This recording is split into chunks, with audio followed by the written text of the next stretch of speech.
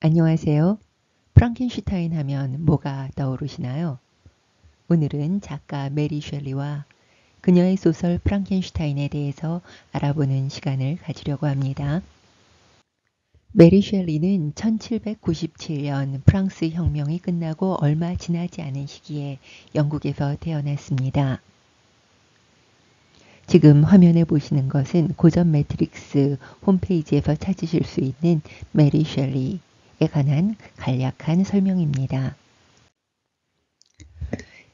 여기 두 사람의 사진이 있는데요. 그녀의 부모님과 남편 등 가계도를 살펴보면 당대의 대표적인 혁명가 반항아들이 모여 있는데요. 어머니 왼쪽에 있는 사진입니다. 네, 어머니 메리 월스턴크래프트는 영국의 대표적인 페미니스트로 1792년에 여성 권리 장전 A Vindication of the Right of Women 이라는 것을 써서 여성도 남성과 동등한 인간임을 선언했던 시대를 앞서간 인물이었습니다. 당시에 이미 결혼은 미친 짓이며 결혼을 하더라도 남녀가 같은 집에 살지 말 것을 권하기도 했습니다. 서로의 사생활과 사색과 지필에 방해가 된다는 이유였습니다. 당신은 말할 것도 없고 지금 봐도 급진적인 생각이죠. 아버지 윌리엄 고드윈은 사회주의 사상가로 그의 사상은 아나키즘, 즉 무정부주의의 원류로 알려져 있습니다. 메리 월스턴크래프트와 윌리엄 고드윈 이 두 사람은요. 비관습적인 관계를 유지했는데 월스턴크래프트는 딸 메리를 낳고서 산후 감염으로 열흘 만에 세상을 떠나게 됩니다. 아버지 고드윈은 딸 메리에게 당시 여성들에게는 좀처럼 주어지지 않았던 전문 교육을 시킵니다. 라틴어 그리스어 고전은 물론이고요.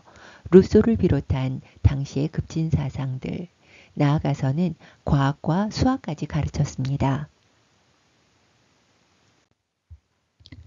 메리의 남편 퍼시 셸리는 영국의 대표적인 낭만주의 시인 중 한 사람이지요. 귀족 출신인 셸리는 메리를 만났을 때 이미 결혼한 상태였습니다. 그래서 둘은 사랑의 도피를 떠나지요. 그들이 사랑의 도피를 떠난 그 여정 중에 또 다른 영문학의 거장인 바이런 일행을 만나서 동행을 하게 됩니다. 1816년 셸리 부부와 바이런 일행은 스위스의 산간 지방에서 여름을 같이 보냅니다. 비오는 어느 여름날 저녁에 이들은 재미삼아 이야기 내기를 시작합니다. 왜 우리도 으스스한 비오는 날 섬뜩한 귀신 이야기를 즐기지 않나요? 그들도 마찬가지로 여흥거리로 무서운 이야기 내기를 하는데 내기에서 메리는 인조인간 이야기로 1등을 합니다. 이렇게 해서 탄생한 것이 소설 프랑켄슈타인입니다. 1816년의 이 여름은 영문학계의 세 거장이 함께한 역사적인 순간이었던 것입니다. 이 사진의 왼쪽에 보이는 사람이 바이런의 주치의인 폴리도리 박사라는 분인데요. 여기 그들과 함께 했던 이 폴리도리 박사도 문학사의 하나의 흔적을 남기게 되는데요. 그도 이야기 내기에 참여했다가 흡혈귀 이야기를 지어냅니다. 그가 만든 흡혈귀 이야기는 후에 브람 스토커라는 사람이 쓴 드라큘라, 여러분 다 아시죠? 드라큘라로 이어집니다. 천재들이 모여서 놀다가 만든 이야기들이 문학사를 바꾸게 된 것이지요. 이들이 이야기 내기를 한 이후 2년 후에 메리가 쓴 인조인간 이야기는 프랑켄슈타인 현대의 프로메테우스라는 제목을 달고 런던에서 출간이 됩니다. 하지만 출판은 익명으로 진행되었는데요. 여성이 이렇게 끔찍한 이야기를 쓴다는 것이 당시 사회적으로는 용인되기 어려웠기 때문입니다. 더구나 메리는 명망 있는 고드윈의 딸이었고 그녀와 남편 퍼시 셸리를 둘러싼 스캔들도 문제였지요. 이 책은 출판 이후 200년이 지난 오늘까지 인기를 이어오고 있습니다. 더욱이 프랑켄슈타인이라는 괴물 이미지는 현대인의 상상력 속에 깊이 뿌리 내리게 되었는데요. 프랑켄슈타인은 사실 인조인간을 만든 과학자의 이름이지만은 지금은 괴물의 이름으로 쓰입니다. 주목할 만한 사실은 이 소설 이전에 인간의 상상력 속 괴물들은 귀신, 유령 또는 실제하는 동물의 모습에 기반을 둔 상상의 동물들, 용이라든가 그런 것들이죠.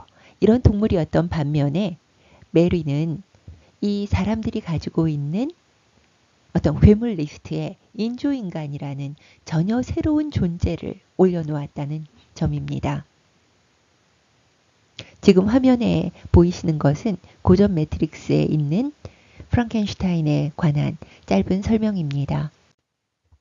메리 셸리가 꿈꾸었던 인조인간은 로봇, 안드로이드, 가상인간 등으로 확대 재생산되었는데요. 일부는 이제 현실에서 만날 수 있는 존재가 되었습니다. 프랑켄슈타인의 후예들을 다룬 많은 영화들이 있습니다. 지금 보이시는 목록은 대표적인 몇몇을 꼽아본 것인데 다들 익숙하시죠? 터미네이터, 아이로봇, 엑스마키나, 그녀들, 바이센테니얼맨. 네, 뭐 세다 보면 끝이 없습니다. 네, 고전 매트릭스 홈페이지에서 현재 찾아볼 수 있는 프랑켄슈타인과 관련된 항목들입니다. 프랑켄슈타인 책에 관한 설명과 생명의 불꽃을 찾아서라는 셀이 준비되어 있습니다.